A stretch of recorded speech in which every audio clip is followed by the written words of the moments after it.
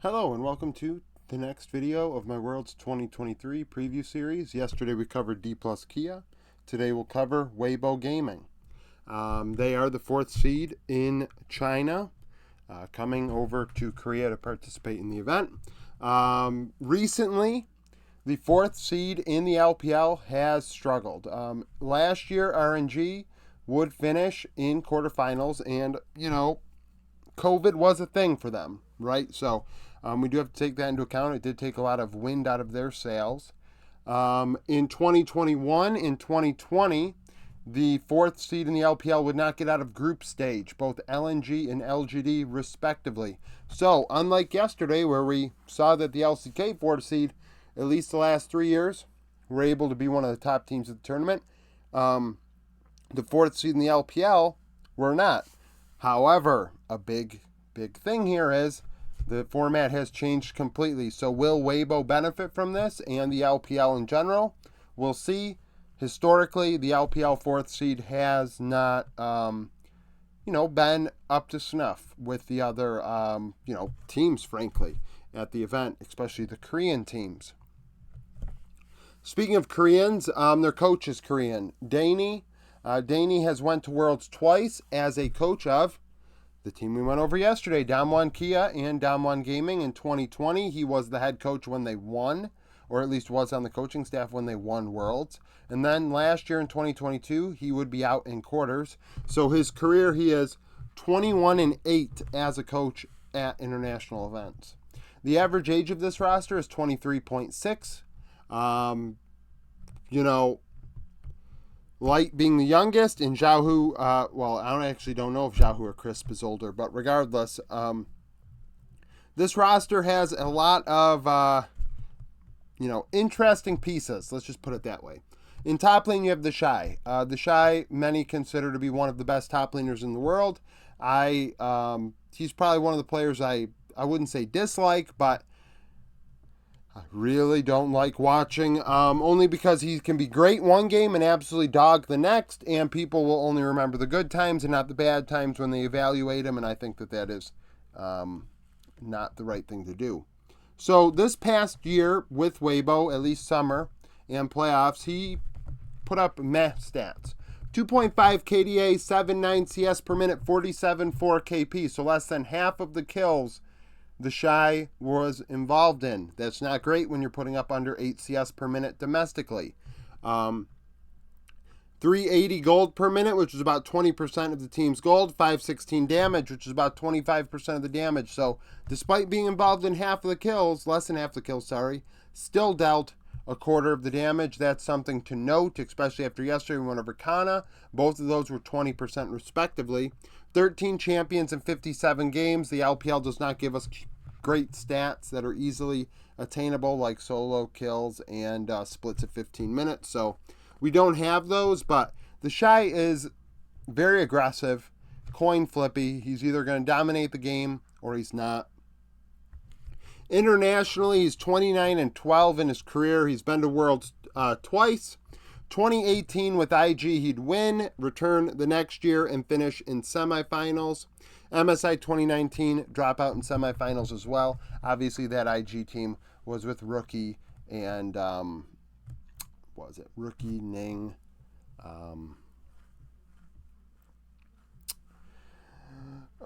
Jackie Love, Baolan, I think, if I recall correctly. That IG roster, the Shy was the top laner, 23 years old. A lot of people like him.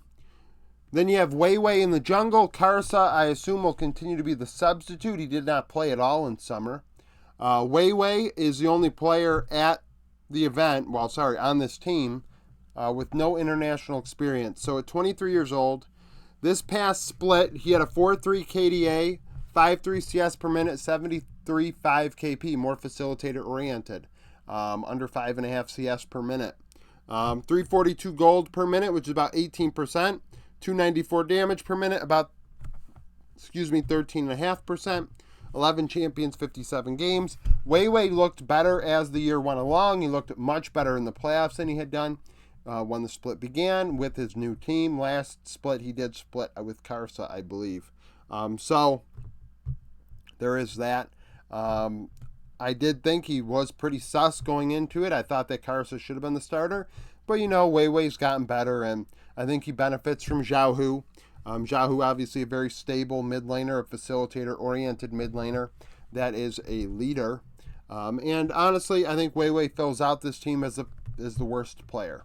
And to say worst, I think very similar to yesterday with Kana. It's just a situation where don't inch your face off and the team should be okay. It won't be his fault. If anything, this team falls apart because of the Shy. In mid lane, we have Zhao Hu. Zhao Hu, one of the most respected, most experienced players at the tournament. Obviously, a 3-time international champion. Never been able to win in Worlds, but RNG are not at Worlds, and his new team is. So this past split, he had some really strong numbers. A 4.5 KDA, 8.7 CS per minute, 70 KP. So got his gold, got involved, which is the latter part, what we expect out of Zhao Hu. And he still found a way to get farm. 432 gold per minute, which was 23% of the team's gold. 572 damage per minute, about 27% of the team's damage. So secondary carry. 13 champions, 57 games. Internationally, over his career, he's 107 and 50. Very, very well decorated. At Worlds 2016, out in quarters, 17 semis, 18 quarters, 19 group stage, and 21 and 22 quarters. So only got to semifinals once. MSI 2016, out in semifinals, and then 18, 21, and 22, he would win. Internationally, with all those tournaments in mind, he had us a 3 KDA, 8.6 CS per minute, 64. Oh, geez, I screwed up again. I did this last video, and eventually I will remember it. I'm going to have to circle back to the Shy after this. So 3 KDA, 8.6 CS per minute, 64, 5 KP. So solid. And what we expect out of Zhao Hu, like I said, the 8.7 was a surprise. Normally he's around 8.5, and just as a facilitator historically. 410 gold per minute, 465 damage per minute. 46 solo kills in 157 games. And remember, we also have to keep in mind with Zhao Hu that in 2021, I believe, was the year, he played top lane and won internationally. Not many players can say they've won. I think he's the only one that can say they've won in 2 different roles in a tournament like that. And on average, including that, he's up 910 gold, 12 CS, 598 XP at 15 minutes. So I would say pretty damn good, if I would say so myself. Internationally, he steps up and he's pretty solid, and definitely not his fault. The Shy stat line, not as strong. 2.1 KDA, 8.3 CS per minute, 57.6 KP. So gets his gold. 421 gold per minute, 563 damage per minute. Now we just went over Zhao Hu, right? Facilitator oriented. Less gold in damage per minute. Now obviously different teams. Zhao Hu's numbers are over a sample size 5 times larger or 4 times larger. But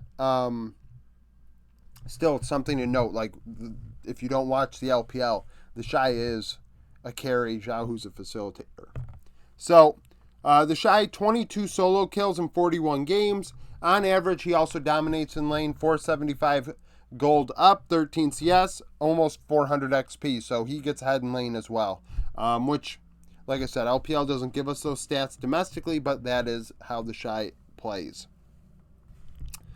The bot lane, I felt like the bot lane was the strongest part of Weibo this past year in general, and especially in summer. I thought that Crisp and Light were fantastic.